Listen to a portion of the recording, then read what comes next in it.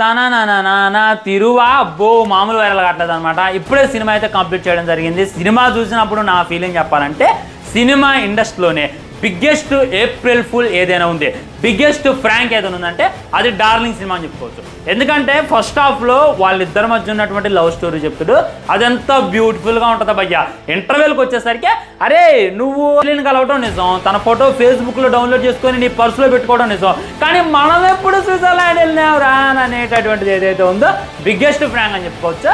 First time నేను ఆ cinema చూస్తున్నప్పుడు ఇదేంద్రా ఎంత చేసిండు, ఎంత ఫేక్ చెప్పిండు, సినిమా దొబ్బిద్దామనుకున్నా. కానీ చూసుకున్నట్లయితే బ్లాక్ బస్టర్ విజయం అయితే సాధించింది. మనకి సలార్ ఉండొచ్చు, బాహుబలి ఉండొచ్చు, కానీ అమ్మాయిలకి ప్రభాస్ ఆడ లేడీస్ ఫ్యాన్స్కి అయితే ఖచ్చితంగా డార్లింగ్ అనేటటువంటిది హీమ్యాన్ మూవీ అని చెప్తాను అనమాట. ఎందుకంటే ఆ రోజుల్లో మన ప్రభాస్ అన్న అమ్మాయిల మనసు దోచిన హీమ్యాన్ అనేటటువంటి పేరుతో పిలువబడ్డాడు. డార్లింగ్ డార్లింగ్ అని చెప్పి ప్రతి ఒక్కరితో కూడా పిలుచుకున్నాను అనమాట. డెఫినెట్లీ వెళ్ళండి, ఫుల్గా ఎంజాయ్ చేయండి భయ్య. ఎందుకంటే కొన్ని సినిమాలు ఉంటాయి అనమాట, ఆ సినిమాలు వాళ్ళు మాత్రమే తీయగలగాలి. దానికి కిక్ మూవీ ఉంది, దాన్ని రవితేజ అన్న మట్టికి రవితేజ అన్న ఉంటేనే దాన్ని అయితే మనం చూడగలం, ఏ హీరోకి సెట్ కాదు. దూకుడు సినిమా ఉంది, మహేష్ బాబుకి బాగుంటుంది. అదే విధంగా మన డార్లింగ్ సినిమా ప్రభాస్ అన్నగా తప్ప ఎవ్వరికి బాగోదు, ఎవరికి సెట్ కాదు.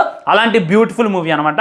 ఈ యాక్షన్ సినిమాలు చూసి చూసి అలసిపోయి ఉంటారు కదా, ఒక్కసారి వెళ్ళి డార్లింగ్ చూడండి. ఒరే మారుతి, ఇదిరా వింటేజ్ ప్రభాస్ అంటే, ఇదిరా ప్రభాస్ను చూపించేటటువంటి విధానం. అదే నువ్వు డార్లింగ్ సినిమాని ఫ్రీ మేక్ చేసిన బ్లాక్ బస్టర్ అయ్యేది కదరా.